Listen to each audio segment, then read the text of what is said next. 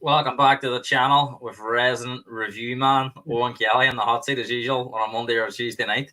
That's his resident slot now. He's booked on for a Monday and Tuesday night. Lots to get for you, and we're going to be talking first of all the big news in the last few hours about Everton and Nottingham Forest being charged for breaching profit and sustainability rules. Where does that leave them, especially Everton, who really haven't breached 10 points?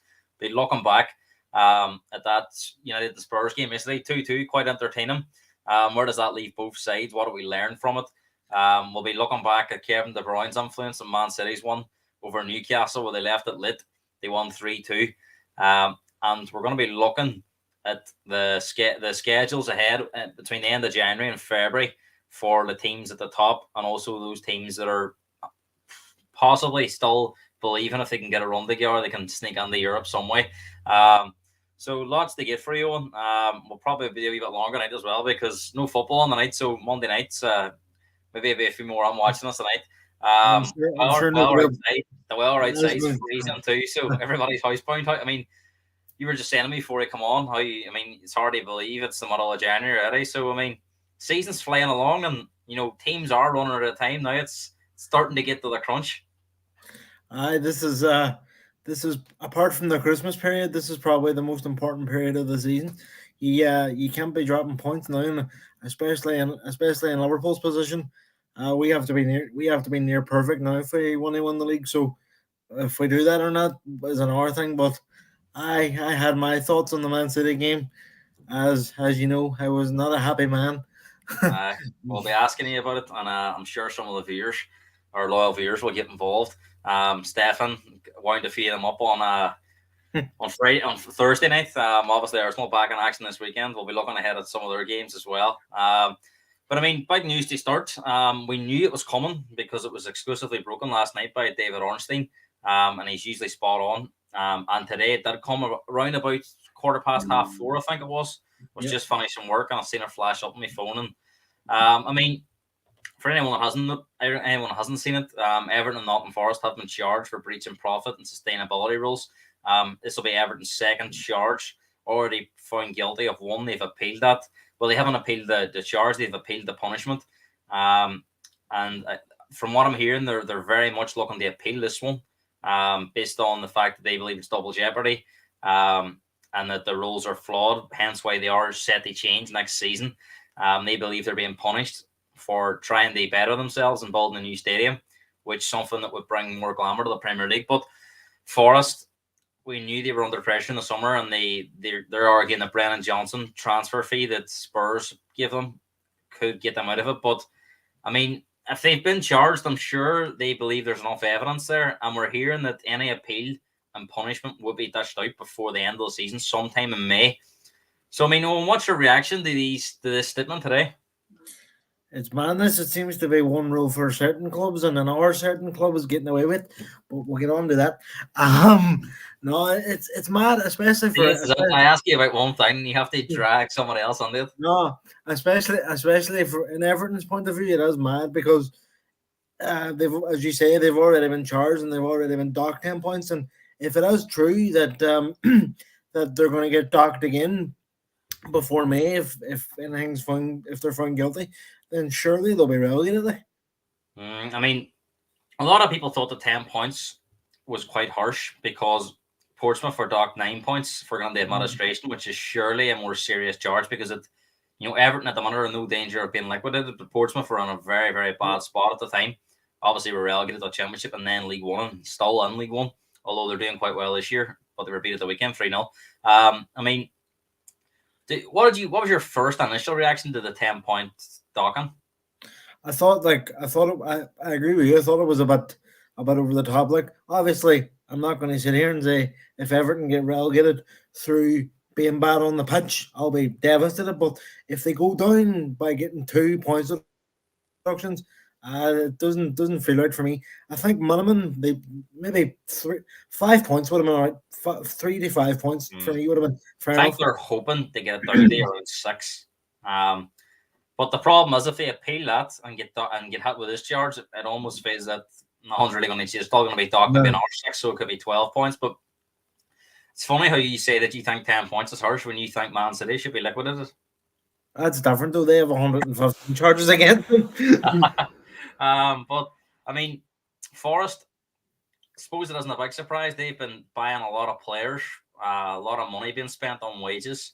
Um, but I mean, they just haven't recouped the money and back, have they? I mean, apart from Brennan Johnson, they haven't made any major sales other than that, and No, that came right at the end of this, right at the end of this period.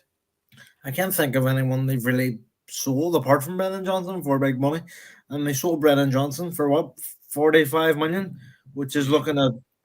We'll speak about it. Go when we get into the United Spurs game. But dear God, yesterday I thought he was awful. But and then they bought a Langa. I don't know how much he cost them. I think it was like 20 million. 15 million. I think the most expensive signing was Sangari, was around 25, 30 million Yeah, maybe. and he hasn't really worked out well. It's a weird one because you seen not so much the past summer, but the summer before, what they brought in was it 20 players. 20 players in. 22, 23 players. It's sort of come back to bite them now, hasn't it? And to be honest, Forest probably aren't in the same situation. I know Everton have had troubles with the ownership. Forest owner loves to spend. He owns a lot of the A costs. The problem the Forest have is they just haven't brought the revenue in. They justify the spending. It's and it's sort of Everton as well. Their new stadium is coming in it, which in their case they're probably thinking we're being punished for trying to better ourselves, as you said at the start. But if this rumbles on to the say this rumbles on to near the end of the season, how are they going to sort out the relegation battle? Because who do you think's in more danger? We know Everton's been deducted 10 already. Let's take that out of it because they've almost clawed themselves level, haven't they? I mean, they're 17 points. They're still out of just outside the bottom three. They're only only 3 points behind Forest. I mean, who do you think's in more danger now of a deduction between these two teams that have been relegated? Probably Everton because they've already got one. I mean, Burnley and Chelsea United must be thinking the football gods are looking down on them. I think if Everton didn't get the points deduction, they'd be about 12th, I think.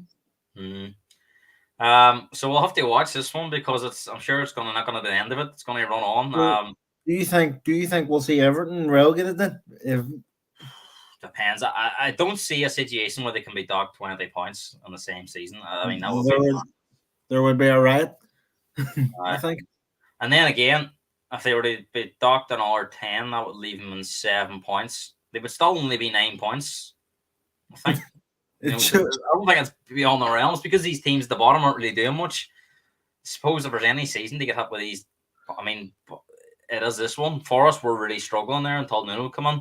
Well, that's just a new manager bounce, or they can lead on to better things. I think Forest could be in trouble too. I don't think that Nuno bounce will last, between now and May. So it seems to be a lot of teams are seeing.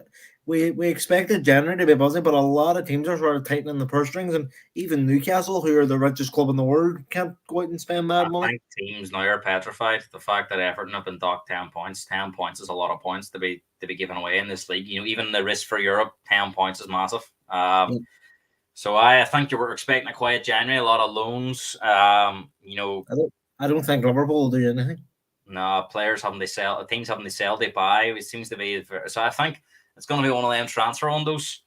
I can see for Newcastle. I can actually see Bruno Guimaraes leaving in the summer or someone like that. I think you'll see a lot of the movement coming in the summer, but I do think it's going to be one of them transfer windows where it's very, very quiet, and even deadline day won't be much happening. Yeah. And as you say, is it worth taking a risk to be docked points? Teams that are so close to the line just won't risk it. Because we've seen now the punishment can be pretty severe. Let's get back to talking about on the pitch football.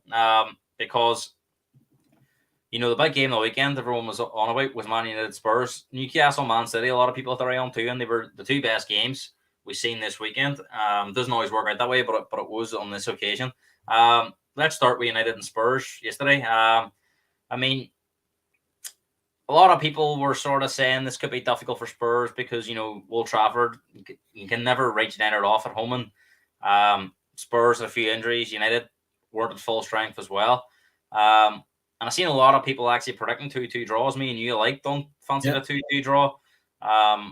Some people fancied United and the odd one did say Spurs. So I suppose everyone expected it to be tight. And it was tight on the scoreline and it probably was tight on chances.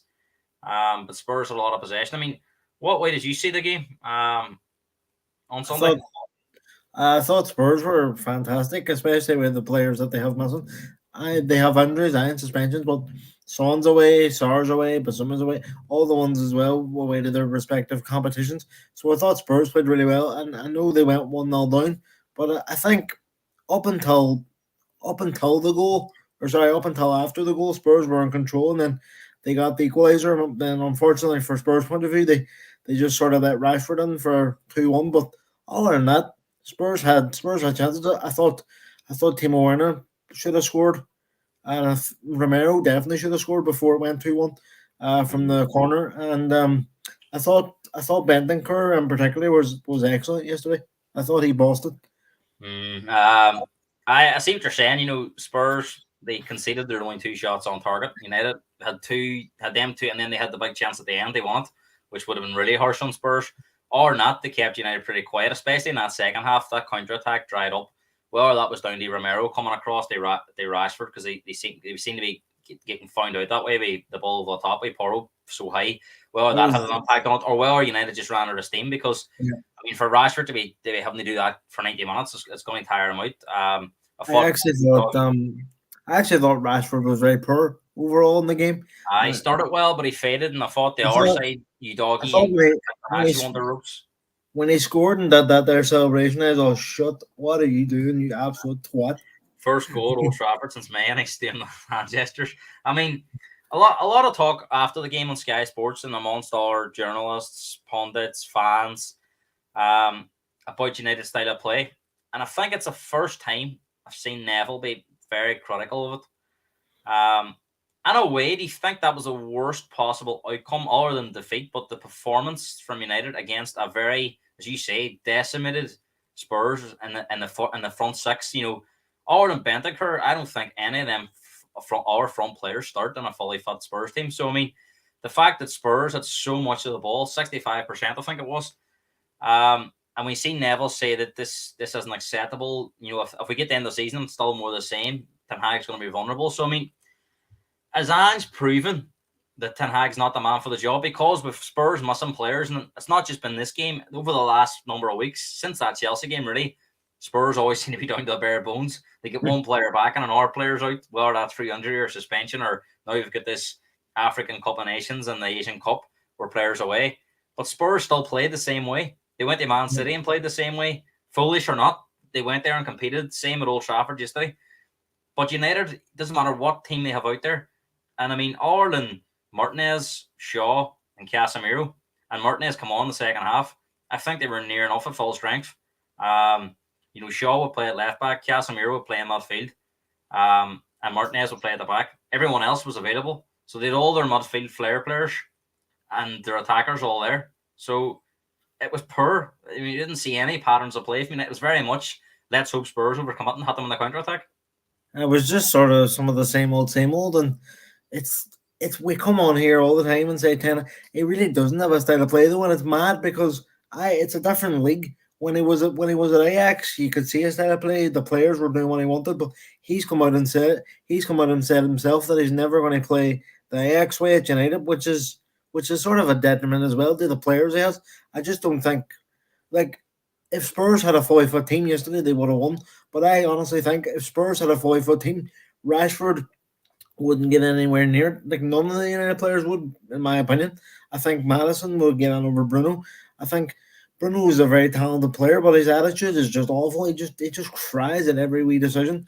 But when you come to like the style of play, it's hard to see one. And if I was a Man United fan, I wouldn't be happy. And I know there's a lot of fans backing him saying, "Wait till he gets his full squad back. Wait till this happens and that happens." But like even when he does get his full squad back, I just can't see a pattern of play that's going to get them pushing for Champions League in the latter stages of the season because I just think the other teams above them are too far gone and they're better than them.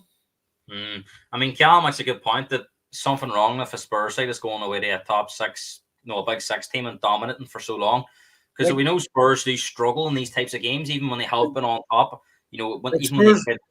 Spurs yesterday, they wouldn't go if you were playing at Anfield yesterday, you wouldn't have played like that. No, and I think the fact as well is that Spurs were. You look at the midfield options on paper yesterday. You'd have Eriksen and Bruno Fernandes over Højbjerg and Skip. So there's the argument that he's not playing this Ajax way, but he's not playing to the strengths of Bruno and Eriksen. They don't want to be chasing shadows and having to sit deep. Surely them types of players want to be on the ball. Surely Rashford wants a bit more service than a long ball to the top every 10 minutes. Because there was spells in the game, especially in the second half. I know Spurs didn't create an awful lot of chances. I think that was down to quality of player and probably tiring players because he really couldn't really change it. He had no options off the bench, really. And I mean, Spurs were so comfortable in that second half. United's counterattack, it was almost as if, if Spurs had more quality, they would have won it, and United would have no answer to it. It's you're speaking about Eriksen there. You seen him when he was at Spurs. He was on the front foot. He wanted the ball all the time, and he was playing in a position that he's comfortable in. And United play him at times as a number 6, and he's not that. He can't defend, and he's too slow. He's not a runner. He's not going to beat a man. He's not going to press. And as for Bruno, I just don't think him and Eriksen work well together. It'll be interesting now to see when they get Cass. I know he was on the bench yesterday, but I've seen a lot of United fans complaining that they brought McTominay on instead of him. But it will be interesting when Casemiro's back how they set up that midfield. Because do they play Bruno? Does he still play 2 attacking midfielders with Casemiro, or does he keep Kobbie in there? It's a big decision for them to make. I mean, we talked about obviously Spurs missing a lot of players. And I've seen a lot of United fans just really start to question what direction United are actually going on under Ten Hag. I mean, is that the big difference between the two managers at the minute? Ange, no matter what identity or what players he has available, he sticks to his guns. He sticks to this belief we're going to play this way. Even if it results in defeat, he's trying to put an imprint on his team and how they want to play. Whereas Ten Hag's almost trying to maybe focus on results for the short term as opposed to taking a long-term view. I mean, if United had turned up yesterday and played good football and got beat, obviously the fans would have been disappointed. But I think they would have took positives at it. At least they're trying to play something. Maybe when we get a couple of players back here in certain positions, it'll get better. And I think that's the way Spurs fans would have felt if they had went to Man City and got beat. If they had lost that game yesterday, I think the big bonus is they've got results, and that keeps the media pressure off because you still get people questioning. Spurs had went to Man City and got beat 6-0, playing out, and people would have criticised it. The fact they've got a result makes it better. But I think a manager taking a long-term view, why would you not want to do it your way instead of cutting your nose off to spite your face off short-term results? Because surely this isn't the way Ten Hag wants to play. His team at Ajax was nothing like this at all. No style of play resemblance to this United team. Maybe in terms of Ten Hag at Ajax, maybe he had the players at Ajax that suited his system, but then you could argue with that because he has Onana there now and he has Anthony there. And I saw as I said earlier, Bruno Fernandes and Eriksen they want the ball to their feet. They don't want to be chasing shadows. They're not the types of players to do that. And when you look at Ange, like he's been there 6-7 months now, and you can see his style of play. You can see where he wants Spurs to be. And there was a comment made on Sky Sports yesterday. Gary Neville believes he could be above Liverpool, which he's just being a United head on that. But no, you can see where Spurs is going. Like, and once they get a fully fit squad, I think they'll lock up that final Champions League place, maybe push for third, and it'll be interesting to see what he does in the summer. But in terms of United, Ten Hag's been there over a year now, over a year, 18 months we're talking. And they had a good season last year, but I put that down the other teams being off it. And you can see that with the teams that were off it last season being better this. Even United in their great season last year, they went and lost 7-0 to Liverpool, 6-3 to Man City, 4-0 to Brentford. Was it 2-1 to Brighton as well? So no matter how they've been playing, they always have a result on them that causes issues with a manager. I just don't think it's sustainable, and I would be very surprised if he's there in the summer. I mean, James makes a good point here. They are going the wrong direction, but who else is out there? I think that's the big. Who wants the job? I think they were speaking about this in Sky yesterday. That if you're a big manager looking at that United club at the moment, you're thinking there's probably better jobs elsewhere in terms of they're clearly going for Graham Potter. Like, he's the next United manager under this ownership. That's because that's Well, he's been linked with this group before, and that's the thing. But is he the man to turn them around? I don't think he is. You seen when he went on the big job at Chelsea, it was sort of too big for him, and United's a 10 But the times a one bigger thing I job. would say to him at Chelsea is he did try to bring an identity in, and again, it just results dictated. Whereas Ten Hag's taking the opposite view. So But maybe fans would be more patient. You do tend to get more time at Man United than you do at Chelsea. a lot of United fans too will argue that if a new manager comes in, the players will play well for 18 months again, and then they'll be in this cycle again 2 years down the line saying, oh, they're not playing for Potter and they're not doing this and they're not doing that. It comes down to obviously now the structure of the club's kind of changing because of Radcliffe and who else is coming in, that sporting director they're after. I can't remember his name. I think it's the boy from Newcastle they're looking at, isn't it? Dan Ashworth. So if he comes in, he's obviously going to be looking at the football side, but I think they need to get the structure of the club right. They need to get rid of the deadwood because some of the players in that team, and I include Bruno and Rashford in this, they're not good enough at the minute for where United want to be in. As Rashford was given it largest day for scoring one goal since May at Old Trafford. And it's not good enough for a player who's on what 350 grand a week. Stu here's talking about Declan Rice. I'm not sure he's relevant to this part of the podcast. But I've never seen him comment before. So, Stu, thanks for watching, and we will probably be talking about Arsenal and Declan Rice a wee bit later. Getting back to the game. As I said earlier, United only had 35% possession against very much a second string Spurs in their attacking part of the pitch. I mean, do you put it down to the fact that they eased off in the second half, United, almost as if they were happy with a draw, because they really, once that counter attack dried up, they had no way of changing it, and it looked like players just will take a point here. Do you think, and we've seen this at Liverpool, I'm not sure the possession stats what they would have at Anfield, but never at any point in the game did you feel they believed they could win it. There was one chance in the counter attack, and you stay in a game long enough, you'll always probably get one chance. Never looked likely. Defended well, but do you think there's a lack of belief in this squad to compete with the best teams, especially away from home, because the away record against the top teams has been woeful? There probably is a lack of belief, and that's probably down. They've went to these big grounds and got a hammering before, as we mentioned there.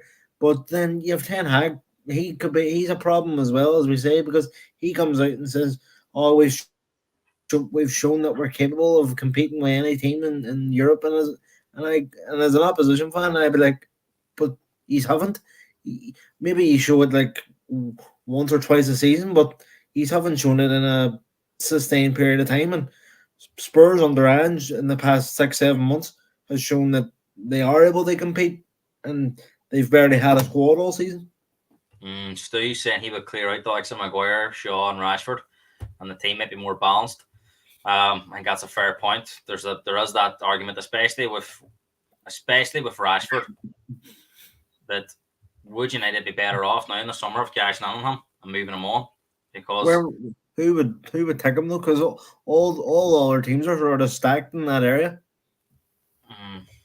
My dad's saying that Spurs will go to Anfield and do the same. What's your thoughts on that one? Spurs go to Liverpool and dominant possession? No. I don't. No, because we're a better team than United, and I think it would be close in possession, but I don't think he's with dominant. I think the possession stats at Man City were 50-50 near enough. They're very, very close. But that's what possession. That's what teams that like to keep the ball. I think your dad's had too many. I think your dad's had too many beers over in Scotland there. That'll be an interesting game. It's I think it's the third last game of the season. It'll be interesting to see how big that game is and relevant to the title. That's what I was going to say. It all depends on where both teams are. Like Liverpool could have fallen off by then. Hopefully not, but they could have. Who do you think will be the happier team with the result yesterday? Because it's a weird one. A lot of pressure was on United because if they're going to get on that top four, they have to start winning games. And then you have the argument of Spurs. Well, maybe we players out, they'll be happy with a draw. But the game is there to be won too. A bit more quality. Even though they were missing a lot of players that have a lot of quality, I think players in the attacking area, we know they're not Spurs' best players, but they still underperformed. We're talking about the likes of Werner and Yeah. Johnson. A lot Although of what poor crosses and a lot of missed opportunities. So, I mean, who do you think out of the two will be more content you would have to say Spurs just because of where the they are in the squad table? because of the squad differences yesterday, and as you say, he's have what 6, 7, 8 players out at the minute. So I'd say Spurs all day. Like, but United, I don't think United will be displeased with a draw either. I'm saying Ange because of still play brilliant. That's it. He's put an identity on the clubs too. Um, I It'd be mean, interesting. It'd be interesting to see who supports. That'll be interesting. he's commenting on every team here. He's having a bit of a monologue. Um, but I'll try and put up a few of your comments as we go along. I mean, where does that leave both teams now? We will speak about their fixtures coming up, but just after yesterday's game, what do you think the aspirations of the two teams will be now? What they both have 17 games left this season, so still a lot of football to be played. But usually around this time of the year now, you see where you're not going to move too far up or too far down unless you completely fall off a cliff or go on a crazy run of Well, one game. I hope, from my point of view, we don't go far down anyway. I hope we stay where we are. But no, for Spurs and United, for me, I don't think United just for me they're not going to get top four. But if they can get an FA Cup, like, that'll be a good season. And for Spurs, I think I mean, same. we then players to come back: Bissouma, Sarr, Maddison, Kulusevski and Son. I've left out some of the other players that are injured, the likes of Lo Celso, or maybe because they wouldn't be starters if everyone else is fit. But Bissouma, Sarr, and Son are obviously away with their countries in these tournaments, which is an absolute joke, to be honest, that these are happening mid-season. Why they can't happen in the summer, I don't know. They usually happen in the summer and they That's a change topic. That's a topic for another day. Maddison today had his first full training session with the squad. He's been doing individual stuff, but he's back and team training now. So you'd imagine he'd be back for that Man City game in 2 weeks in the FA Cup. And Kulusevski must out with illness, which apparently went through the whole team, and some of the players that started yesterday hadn't trained much either. So I think that's maybe one element Spurs will look at. And I think that's why Ange was so proud of the team yesterday, that they did get a result. Kulusevski be back, barring anything happening between now and then. So, I mean, sort of from this Man City game, other than the three lads there that'll be back the week after from the AFCON, Spurs will be back at full strength. So, I mean, and they've got the FA Cup as well. Obviously, a difficult game against Man City. But at home, they'll probably feel that, especially with their record against Man City at home, but the way they're playing and the way they went to Man City early in the season and got a draw with a lot of players missing, they'll feel they can win that. So, I mean, do you think Spurs fans should be excited for this running now they may? I mean, you have to be when you're getting all them players back. Like, it is going to make you stronger.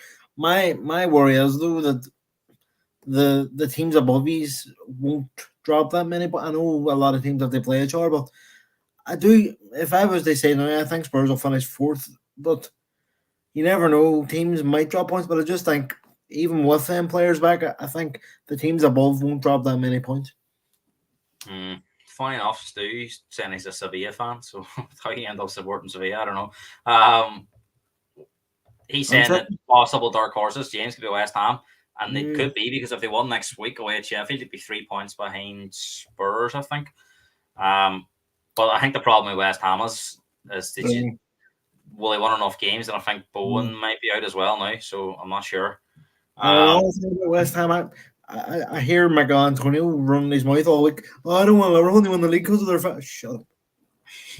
Antonio had a lot to say. Him and Molson were criticising Richarlison, weren't they? He was Antonio earlier on the season was all, I think we're going to beat Liverpool and finish above them. Twat.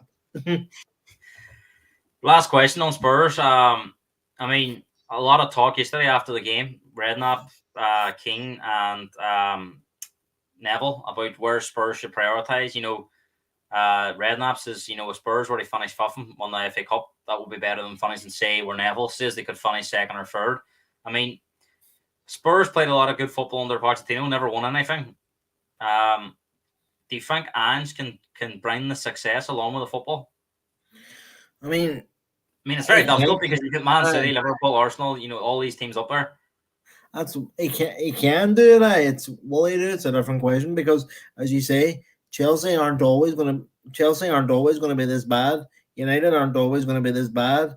Well, you never know. But I think if I was a Spurs fan, I wouldn't prioritize the cup because I think as we were See, saying before. when we come back, right? Well, obviously, we don't play next week. We've got Man City on the Friday night in the FA Cup. We've got Brentford midweek, and then they've got Everton away. What do you think the biggest game out of that is? I know team-wise it's Man City, but I mean, do you think Spurs will be, if they went out of the cup and won the other two games, it will be better than beat Man City, maybe dropping points? Like, how do you see that? Because I mean, if they were to beat Man City, you'd have to put them as second favourites behind Liverpool in that FA Cup. Because Arsenal's out, Man City will be out. United probably still be in there. They've got a handy draw. Liverpool have got a handy draw. But I mean, other than Liverpool, you'd probably put Spurs as the next best team. I mean, it's mad because Spurs fans are dying for a trophy, but they also want to get back in the Champions League. So and as we said on, I think it was the last podcast I was on when we were talking about the FA Cup, like the money's on the Champions League. You get more money for finishing, or you get more money for finishing fourth than you do for winning the FA Cup. So it all depends on what. So this is the way I would try and go about it: beat Man City, and you're on a serious chance of going for it. But if I had it my way, I would draw Man City at home and then draw Liverpool in the next round after that, beat them at home, hopefully, and then you've a clear run. Never easy as that, but then we'd probably go and lose to bloody Watford or something like that. Be typical Spurs. The flip side for us too, like if Spurs or Man City are going to go out, and we'll be Aston Villa or Chelsea are going to go out. So and then United will be through, but I expect us to beat United. But so for either Liverpool or Spurs, there is a good chance of winning the FA Cup this year.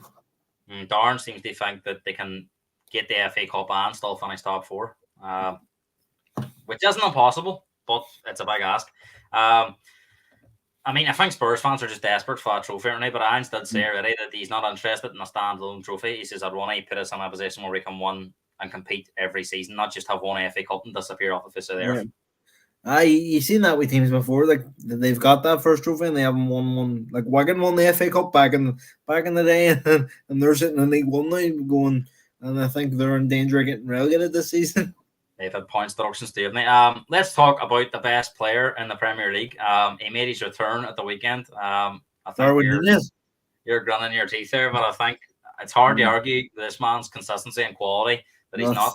I mean, comes on at 2-1 down. Man City were dominant in the game and play very well up until they had to defend, really. But again, it was similar to that United game where second half Newcastle couldn't get up the pitch and then counter-attacks dragged off. The difference in this game was Man City were creating chances, couldn't put the ball in the net.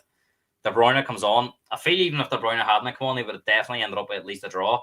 Whether he would have won the game, I'm not sure. But he produces two moments of magic. The finish, which is outrageous, and the pass they set up Oscar Bob, he took it very well. It wasn't just about De Bruyne's pass. But I mean, Liverpool did one there earlier this season. I know Forest beat them as well, but it's a difficult place to go. And, as the clock was ticking down, it could have been drop points. And I think a lot of people did, even think they might get a draw, but they'll probably not get all 3 points. And like a lot of Wolf fans, I was group chats, they were getting excited. And obviously, the Bruyne comes on and changes it. So, I mean, to be honest, how big of a moment is that in the season for Man City? Of course, it's big when you were like they don't even have Haaland back, which is even more scary. But look, I'm not going to sit here. I said Liverpool would. Yeah, I'm saying best player in the league, Salah. He's up there, but I think second behind De Bruyne to me. I have to say, Callum. Salah. I love Salah, but different gravy.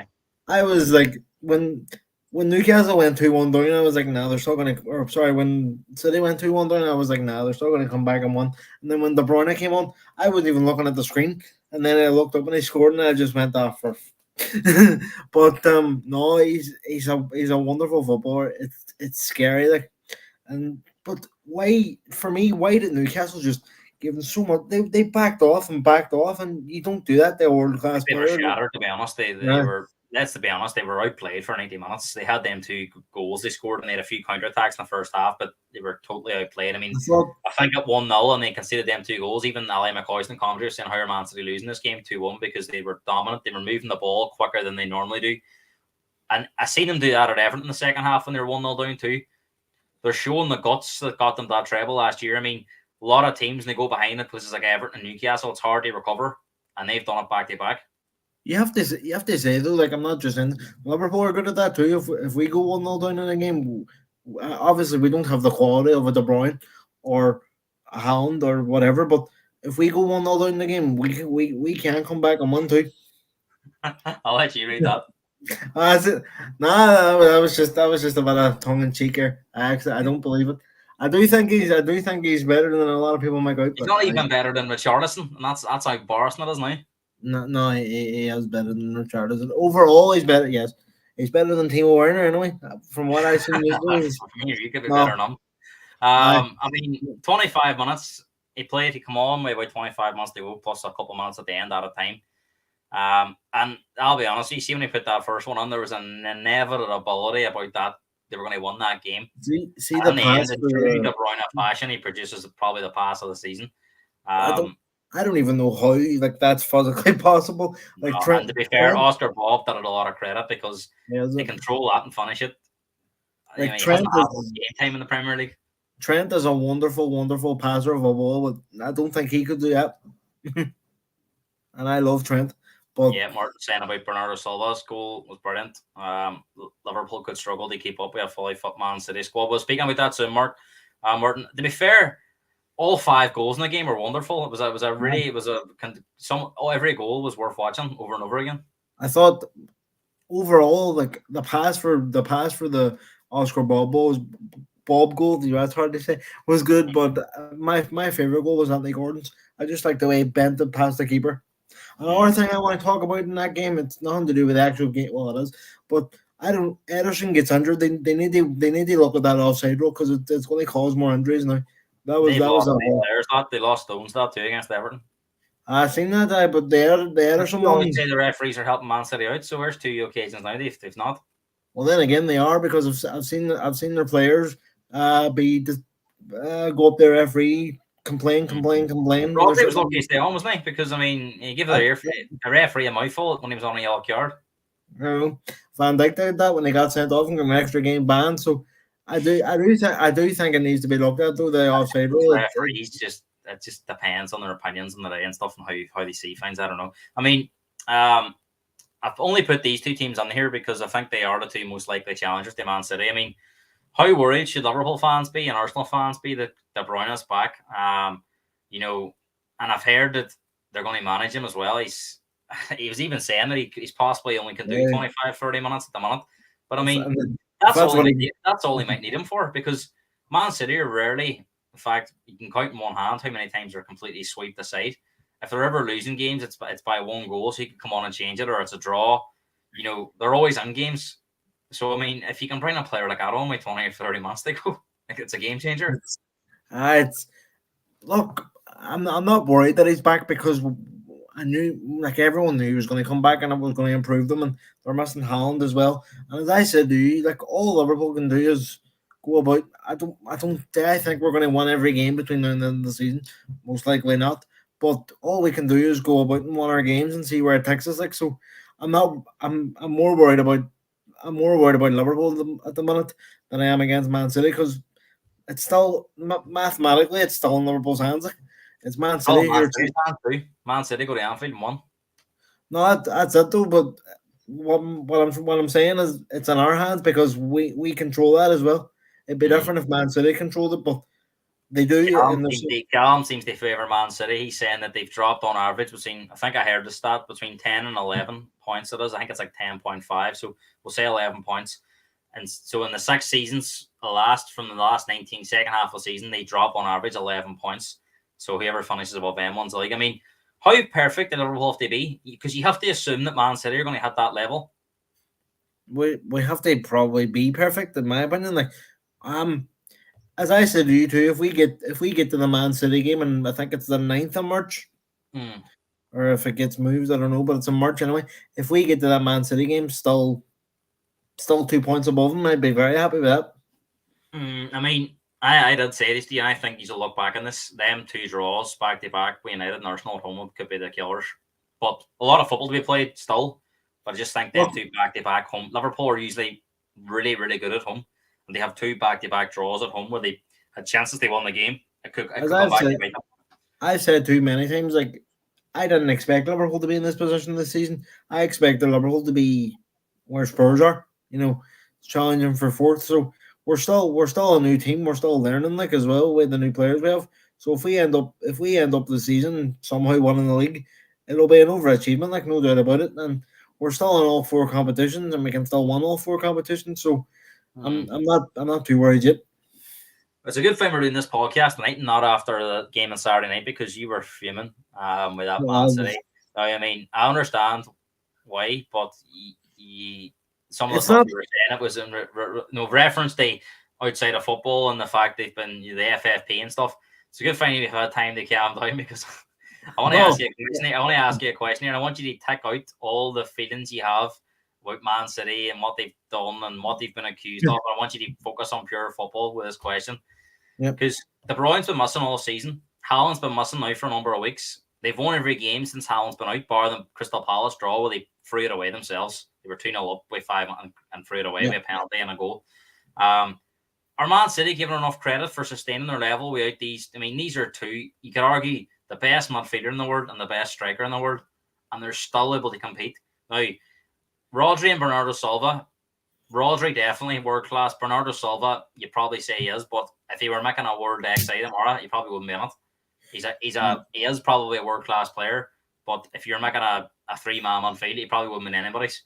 So maybe you can think about it. But the rest of the team isn't world class players, because you all tell me Ederson's nowhere near the likes of Alisson. So I mean, they're able to still compete.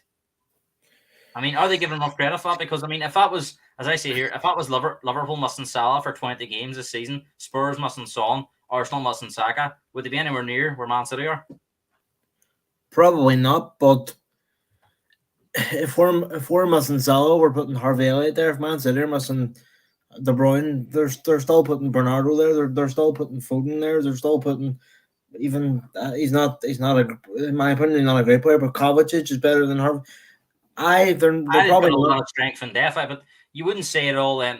Foden, I think Foden's one of them players on his day. He can be world class, other days he's not. He's going to be world class. I think he's a really talented footballer, and he will eventually, within the next 2 or 3 years, establish himself as a world class player consistently. But I mean, a lot of teams have a lot of good players, but they're not able to continue to challenge. I mean, they've sailed through their Champions League group. You might call it easy, but they won every game in the group as well. And they're still in the FA Cup. So, I mean, and that's without De Bruyne all season. And as you say, Haaland's been missing for, I think it's the last 9 games. It's a lot to do. It's a lot to do with them. It's a lot to do with the manager they have as well. Like he's probably. This is what I said to you the other night, and you weren't having any of it. I says I guarantee taking out all this FFP stuff, and if they are punished, then rightly so. But Man City will not be the same without if they're see if they're charged, I'll be coming on this podcast going yippee ki. But no, when the other night I was just fuming because they won. To be honest, Cal makes a good point here. They've won it without De Bruyne before, and I get that. But I'm trying to put that out there that a lot of their success is down to the manager. It's not down to money, because we've seen Man United spend buckets loads. Chelsea have spent $1 billion and got worse. You can have all the money in the world you want, but you have to have the right manager. And I think a lot of this is down to Pep. And I think Man City could spend twice as much and break even more rules. And if they haven't got a manager like Pep, they won't have the success they've had. No, they won't. But then I always say the argument that if they didn't have the money they wouldn't have Pep. That. So it's no. Listen, he has a word. Liverpool. They have Jurgen Klopp. Probably not. No, but it's. I think Man City.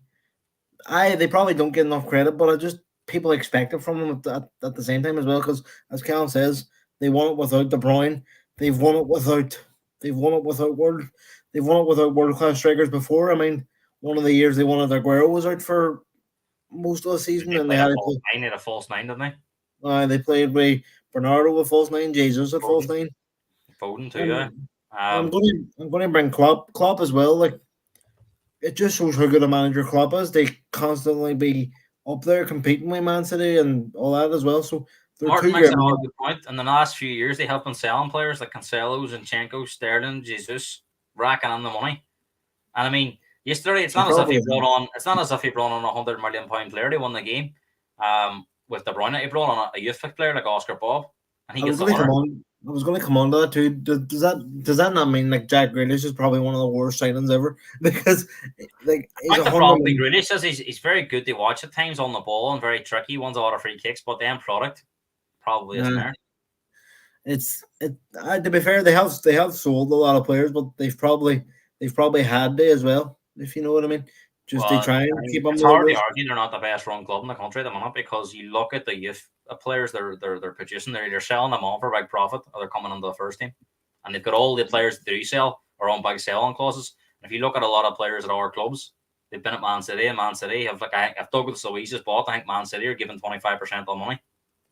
To be fair, I think And Liverpool I are mean, good at that. talking about him, £100 million player.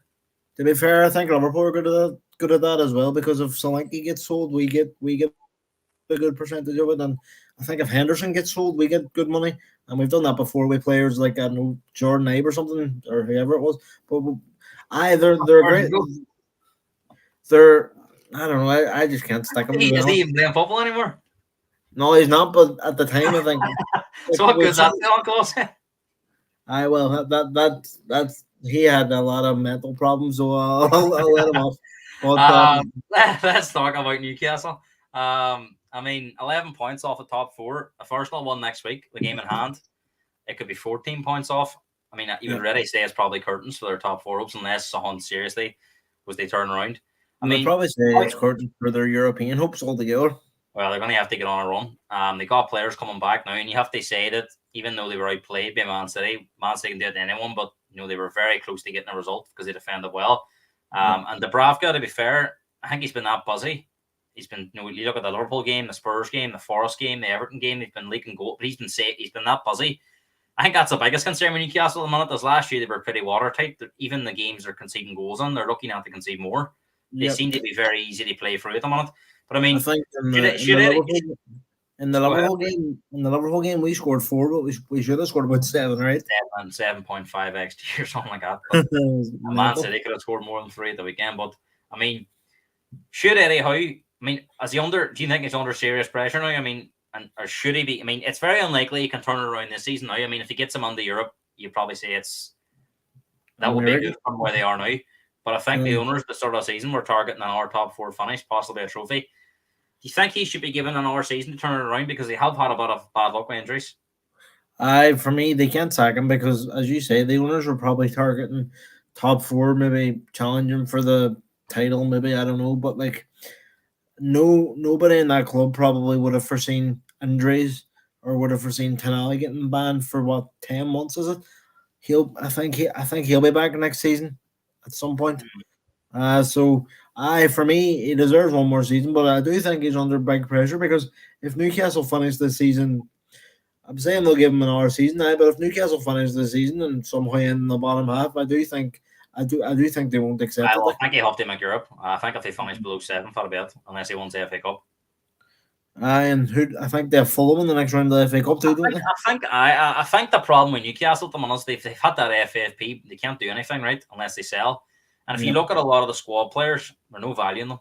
They're not going to get No. any money from them really. I mean, they might be able to get them off a wage bill, but they're not going to get any They real only cash to attack the market.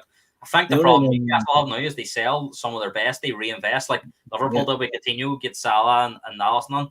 Is that where Newcastle are now? Do you think they've had a tipping point where they probably have to reinvest via selling maybe one of their best players?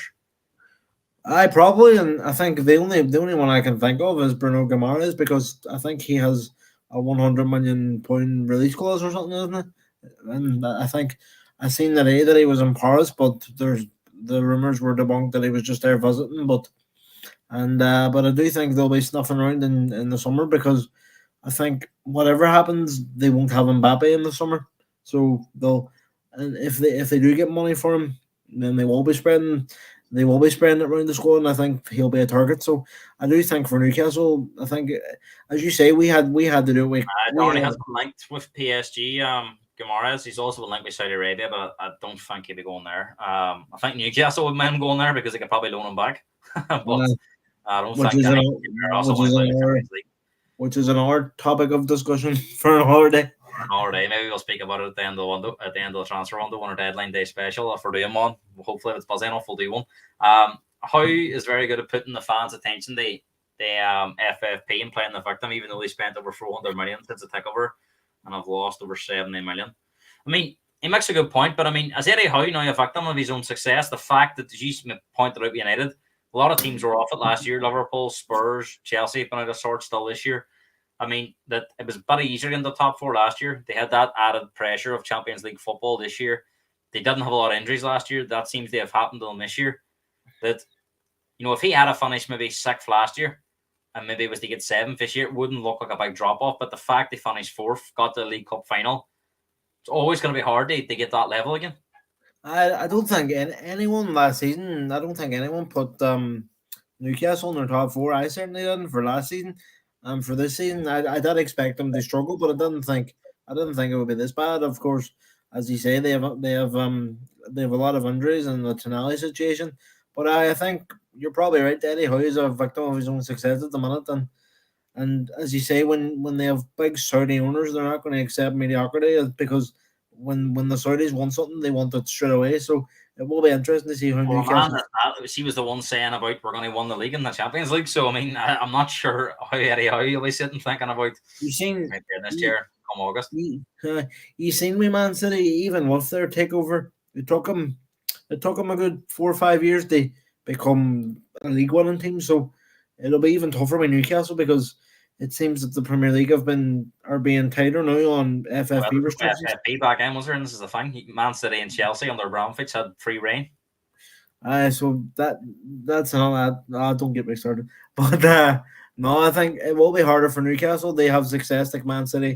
You can't blame Man City and Chelsea for that because there was no rules in place at the time. So I mean, you can't really say that they were able to do what they wanted. The problem is that Newcastle now it's all being brought on. Because of people like you are saying it's not fair for teams like Man City to go and buy the league, so Newcastle have to do it the sporting way, like everyone else. To be fair, I do think that's better for the league. Like the teams can't go and spend 2, 5. Unfortunately, we can't rewind back time, and that's just the way it is. It's gonna be very interesting though. How Newcastle do in the summer? Will they sell Bruno Guimaraes? They bring in funds they spread out through the squad, so.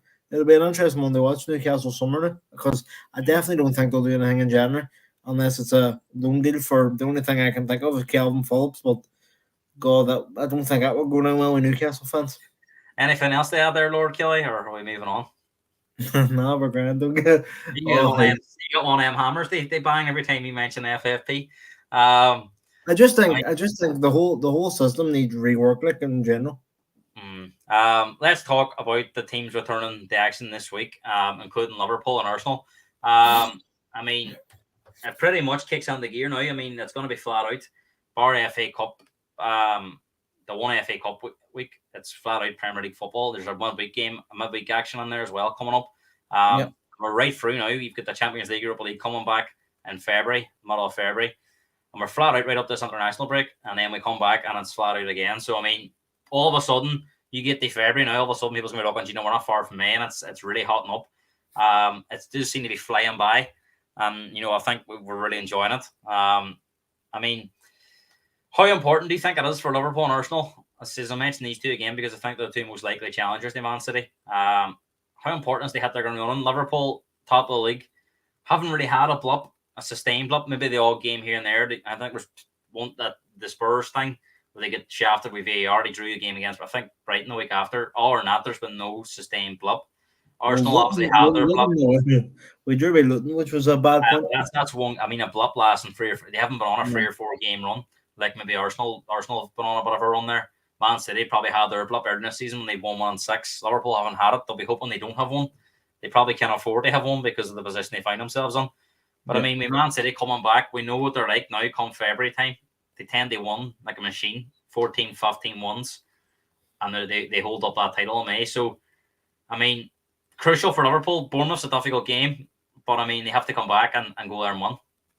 As I said earlier, like all we can do is win our games and just see where that takes us in May. And Bournemouth will be a tough game. Like they've been playing well. I think the last game they played was Spurs, wasn't it? They lost the Spurs, or did they play a game after that? No, they haven't played since then. So it'll be an interesting game on Sunday to see how both teams come back from their break Thankfully, we didn't have a replay to play. I think Bournemouth's last 8 Premier League games, 6 wins, 1 draw, and a defeat away at Spurs. The draw being at home to Villa, where they were leading up to the 90th minute. So, I mean, that shows you the kind of form they're in. I mean, there are not too many teams can boast about that. no, it's impressive too because at the start of the season they couldn't buy one. So, Mm. so something's changed there for Bournemouth. I was But actually saying that Spurs had Bournemouth at the right times this season. Bournemouth were shambles at the start of the season. I thought they were nailed on to get down. All of a sudden, going to Bournemouth are very different when Spurs went there in August, and even the game at home against them, I think they were knackered because of so many games in such a short space of time. They're going to be well rested. Bournemouth now, it's going to be a fresh Bournemouth. It'll be a difficult game. I always expected it to be difficult. Away games in the Premier League are never easy, but I think at this point in the season, I'm not really worried about performance. I just want the 3 points at this point in the season. We're going to play a wee bit of a game now, Owen. We don't this early in the season. And I'll tell you what, we weren't far off because all these teams are still up there. So we'll see if we can get a look at this Premier League table come March here. Obviously, it'll never work out the way you think, but you might be far away. Before I do it, a wee comment here to put on.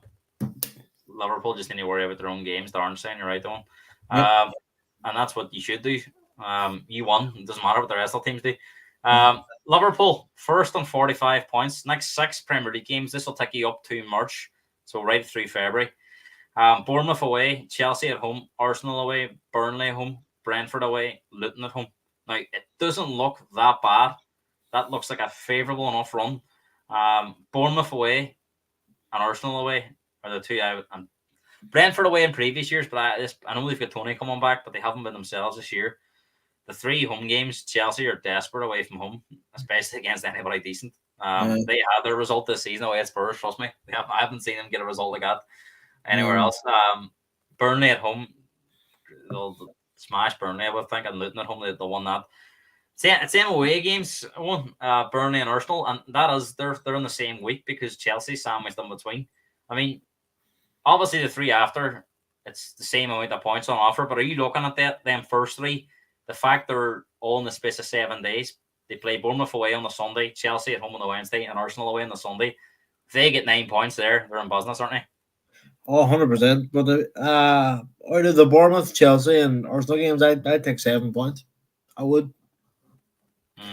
Danny said Liverpool don't convince them away from home. We've never been great away from home, to be fair. Meets and Darn are saying full house, 18 points. What do you think about that there is likely?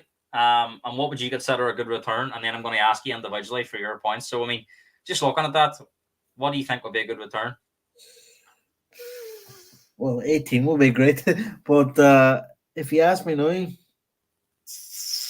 Well, we'll do it now. We'll do Bournemouth away. How's that going to go? Well, just about one of the thing. And obviously, we can't plan for injuries, so it's impossible to plan that. But remember that the boys at the Asia Cup, you don't have any at the African, no?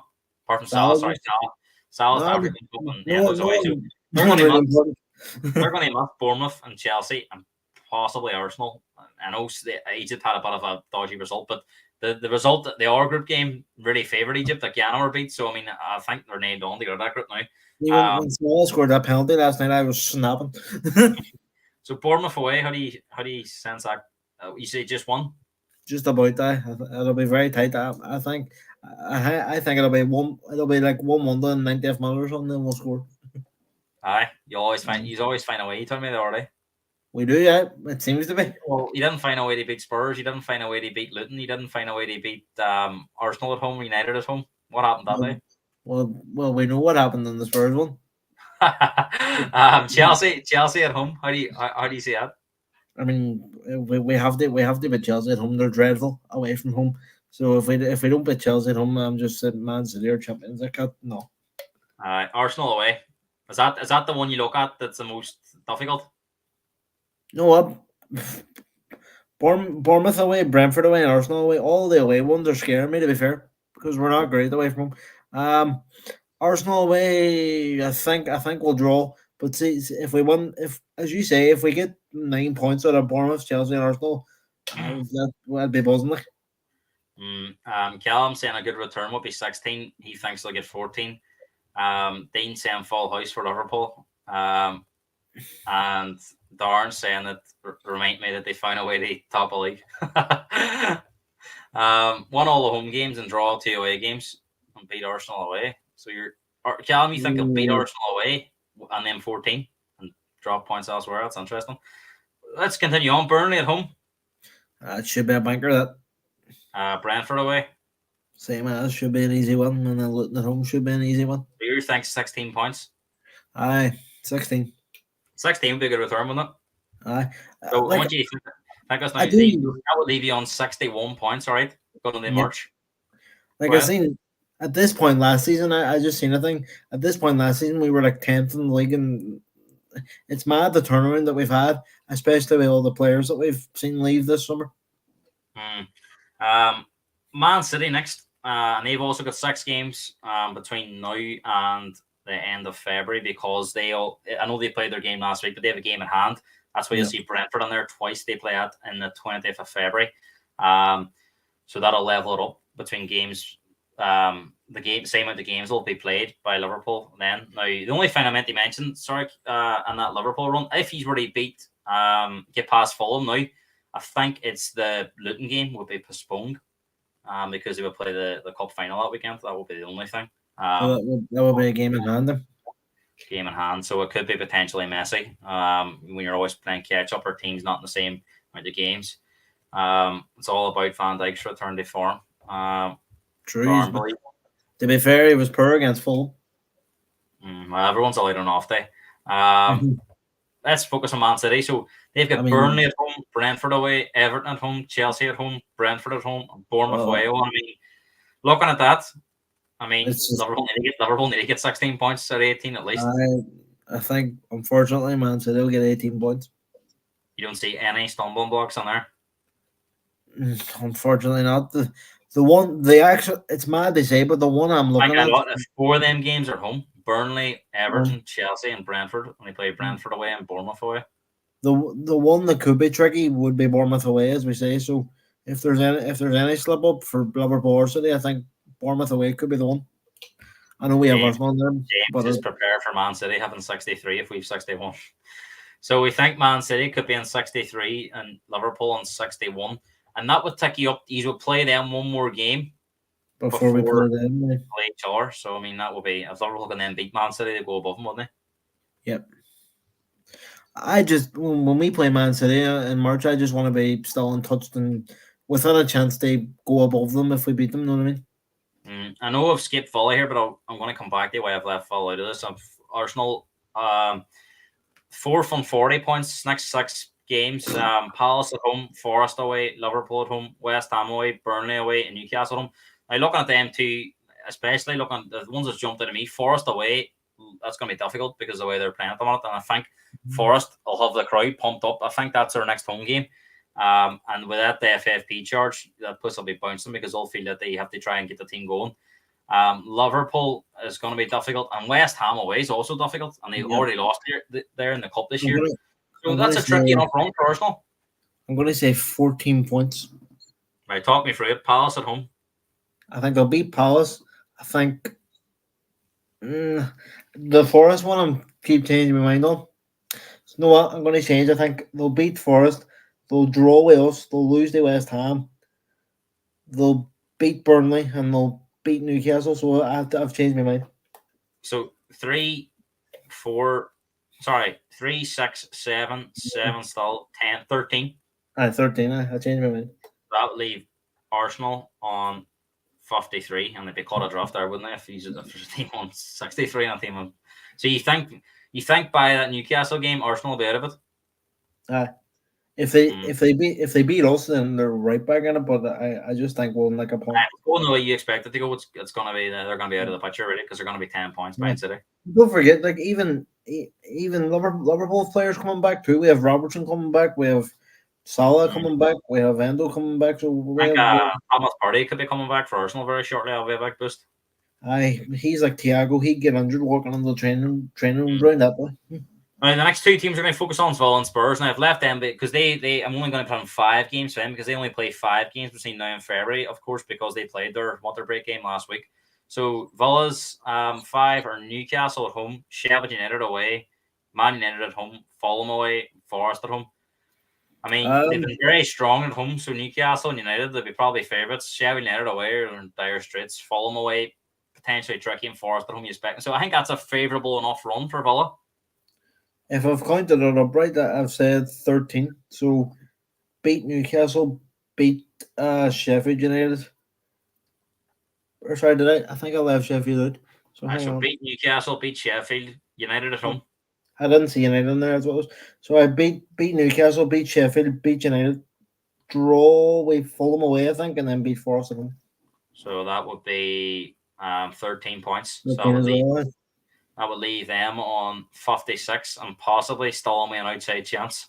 I think that draw yesterday at Everton really hurt them. Spurs next, 40 points in 5th place. Next 5 games: Brentford at home, Everton away, Brighton at home, Wolves at home, and Chelsea away. Now, the Chelsea game would be postponed if Chelsea made the cup final. And although they're 1-0 down, I still think they'll get through that tie, which is due to take place, I think, this time next week. So how do you see them games going? We'll just pretend as if Chelsea get knocked out, but for the purpose of this. I'm just looking at the fixtures there, see if I think Spurs will. You know what? I think he's will win them all. Even Everton away. Because they've sort of had a bit of a blip. So 15 points for Spurs, and that leaves them on 55. And you would say that again, very much like Villa, they need snookers to compete in a title, but very much on track for top 4. I mean, that's before we get into it. United, Chelsea, and Newcastle.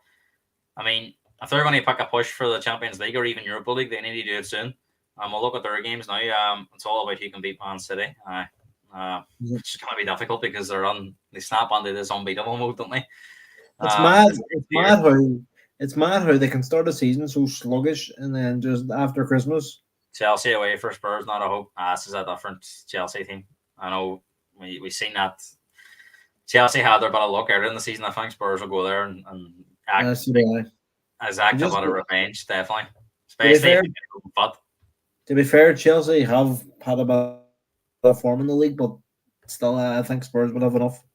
Let's focus on United's next 5 games. Wolves away, West Ham at home, Villa away, Luton away, and Fulham at home, and that looks pretty tricky. Wolves away, it's been a graveyard for the bigger teams this year. West Ham at home, they'll come and they'll frustrate. Villa away, that's nearly as hard at the moment as Anfield does with their home form. Luton away has been tricky for all the top teams, and Fulham at home. Again, you see how difficult they made it for Liverpool in the cup. Where could United be in 5 games time? I'm not being biased here, but I actually think they'll lose the Wolves, they'll beat West Ham, lose the Villa. Luton, I'm going to say Luton get a point just because of their draw away Luton and beat Fulham at home. So 3, 4, 7? 7, 39 points. Probably be no chance of any European football if they come out of term, unless other teams where they suffer the same fate. Chelsea, they've got Liverpool away, Wolves at home, Palace away, Man City away, Spurs at home. That looks a tough run for Pochettino as well. So I've already said they'll lose to Liverpool and lose the Spurs. So that's 0 already. Man City away. So they have 0 points there out of 3. So who's the rest? Palace away and Wolves at home. They'll just about beat Wolves at home, and then Palace away. I think they'll just about squeak it as well. So 6 points for Chelsea. Nearly safe, 37 points. I would take them nearly at the 40 points. What did they end on last season? Was it like 40? 44, I think. 44, I mean, it's hard to believe that Newcastle are below these 2 teams now. And I mean, they need to start getting points on the board. Villa away, Luton at home, Forest away, Bournemouth at home, Arsenal away. Up until Arsenal, you'd say that's favourable enough. Yeah. Well, not so Villa away, it'd be tough. Probably the 3 in between them, they might pick up points. I actually think they'll win them. They'll win them all, apart from the Arsenal and Villa games. I think they'll lose them too. 9 points, 38. Interesting battle. He can get the 40 points between them. Nearly at the end, though. And I mean, let's look ahead to the games this weekend. I mean, we'll come back to it. Liverpool away to Bournemouth on Sunday, 4:30 kickoff. What do Liverpool need to do in order to avoid an upset there? Score more goals in Bournemouth. Simple as that. But no, we just need a This player. will be one of them games where if Liverpool turn up, I think it'll suit them playing Bournemouth because Bournemouth like to come out and have a go. But if they're off it, Bournemouth could potentially hurt them. So I mean, it's important they're at their best. We have to come out full guns blazing, just attack from the get go. Because as you say, They've been Bournemouth so to the blocks in a lot of these away games, haven't they? aye, and that's if you're going to win a league, you can't be that because. Excuse me. I know. In a couple of games we've come back, but we're not going to come back and get points in every game. So I think for us to win, we need to be on the front foot. I mean, your predictions there leave it that would be very much between Liverpool and Man City coming into February. Is that how you see it then from March to May? It's between the two teams? Aye. Just like the good old days. Eh? Just like the good old days. I mean, any chance this time around it might be different for Liverpool? They're not going to be stung in the last day, can they? I see. To be honest, right, I would rather go into the last day with a mathematical no chance of winning it than be stung in the last day again. That'll be the third time. No, my heart couldn't take it. Especially that Villa one a few seasons back when Villa went 2-0. I thought, no, Did they have in the last day of the season? I know Liverpool. You told me before Liverpool's playing somewhere at home, aren't they? We have Wolves. I can't remember who Man City have. I think it's West Ham. I think home or away. I can't really remember. I think it's home. Anyone check out for us? Who would Man City have in the last day of the season? Anyone out there? I'm nearly sure it's West Ham. If it was West Ham away, I mean that would be tricky, wouldn't it? Especially if they were going for top 4 or top 6. I mean, Liverpool's last 3 games are Spurs at home, Villa away, and Wolves at home. Villa away. That's our second last game of the season. There's a lot of I think Spurs have a run on too. They've got Newcastle away, Man City at home, Arsenal at home, Liverpool away, and then they play Burnley and Sheffield. But 4 games before that are quite tough. Liverpool and Spurs always seem to play each other like second time round near the end. Arsenal in the second last weekend of the season too. There's a lot of fixtures. Yeah, I think you look at some of them runs there, and there's not a lot of them big 6 teams playing each other, and that's right at the end of February. So a lot of them games are going to come March, April, May. I mean, it all depends. City play West Ham at home. You're right, West Ham, but it's at home. Oh, if I was away, you'd rely on West Ham going to Man City, could you? Well, it's just there could be a lot of different scenarios, but by that point, Liverpool could be well out of it, and City could be well clear. Or see if we go on last day of the season like a point ahead, or see if we go on a point ahead and lose, I would lose my absolute. I think if it's Haver's top on the last day, that'll be the way it stays. But then 2 before, I know you do well against Spurs at home, but that's a tricky run having to play Spurs and Villa at the back. You'd imagine that them 2 teams are going to be fighting for top 4, so they'll have something to play for. Hopefully, Villa have dropped off a bit. So by then, won't help Liverpool if City get knocked out of the FA Cup last games and Liverpool play Thursday, Sunday. So I mean that's a funny one. I mean, from a Premier League perspective, you probably want Man City they won that game against Spurs in 2 weeks' time in the FA Cup. But from the one in the FA Cup point of view, you would rather see City knocked out. So I mean, is it too early to be thinking about that? I mean, you just going to enjoy the game and see what happens. It's far too early. To be honest, no matter what Man City do, they're going to win the majority of their games. So as I said before, and I'll say again, we just have to keep playing our games, and hopefully we can get the results. And then up until that Man City game at home that's the game I'm looking at. I think it would really help Liverpool now if they can get to the end of February and win that cup. And I wouldn't say the pressure's off, but it takes a wee bit of pressure off, because I think there's going to come a point if they're in the title challenge, which they're looking like they are, come March. There's going to come a point where the Europa League and the Premier League are going to impact each other in terms of you might have a couple of injuries. You might draw by or Leverkusen or a team like that, or another Premier League team like a Brighton or West Ham over 2 games, which would be tricky. That I think the value of that goes down. I really do. It's going to be hard to win both of them. I think that's going to be near enough impossible. If I'm Klopp, I think we're in a title race, but I think he wants that Europa League because it's the only thing he hasn't won. And Martin makes a good point. There's going to be a big negative of playing Thursday, Sunday, because there's a chance you could be playing second to Man City most weeks. So Man Yeah. City might have won on the Saturday, and you're having to play on the Sunday. They won, and psychologically that can be tough. If Man City are winning, and you're just having to win, they stay in there. I know he's did it 1 hour year, where he's were neck and neck, and there's actually 2 years he's did that. But I mean, it becomes deflating sometimes, and that could be the worry that if you're constantly in the Europa League till the end, you're going to be playing Thursday, Sunday, and maybe depending on the third, it doesn't matter who you play on the Thursday, you're always going to be scheduled to play on the Sunday, and you could be playing catch up. Would that be something that worries you? I always prefer playing before Man City because if we win before them, it's like right, we've done our job. So, but see to be honest, see when they scored that winner against Newcastle, like it felt like a wee balloon just burst because I was buzzing with a point, and then when they scored again, when with De Bruyne coming back, it is like it's omnibus, but as I say, it's on our hands, it's on City's hands. It's just well, whose hands be gripping it. Me, that's the most important thing. And I'm hoping it's Virgil van Dijk.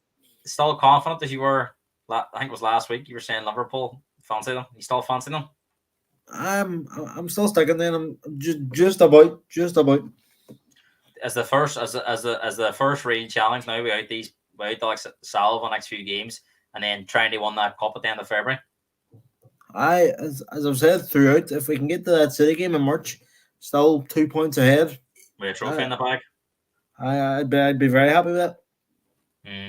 Well, thanks for coming on. I know this is your resident slot, and you always seem to be Liverpool. Always, whatever it is about this season, Liverpool. We very rarely had to sit here and talk negative. So long may it continue from your point of view. Thanks for the comments. Plenty of comments coming on. Even if we have bad days, I'll always be here talking about it. Plenty of comments coming on, so always make sure to interact, and we can always put them on screen, put them to one, or we'll generalize upon your conversation. We're going to be back on probably Thursday or Friday. Look ahead to the weekend's games, but no real glamour game this weekend. But we will look through them, and I'm sure there'll be someone else that creeps up before then as well. It'll be in the news they talk about. And then after that, it's pretty much full steam back to the Premier League duties. Cup action as well next week with the Chelsea and Liverpool games. And in fact, they both them first legs are very tight in terms of one going them. It'll make it interesting this week or next week. Friday night, can't make Thursday. Friday, maybe there's no game on Friday night, so it could be Friday night. We'll see what we can arrange. And no football on night, but I think the FA Cup replays tomorrow, Tuesday, Wednesday. Also, we're seeing tomorrow night the Mike Dub's back with Michael Owen and Hard Web, so that's on tomorrow night. So I'm sure Liverpool fans have something to complain about, so you can watch that. I don't think there was nothing really mad that happened at the weekend. I don't think. No, there's been nothing major in the last few weeks, I don't think, so it could be a quieter Mike Dub. Maybe a good one for the officials, but that's on at 8 o'clock tomorrow night on Sky Sports. As I say, we'll be back on Friday, possibly, looking ahead to the weekend's games. Owen, thanks for coming on. If you're new around here, make sure to like and subscribe for more content. We'll see you again back on the podcast.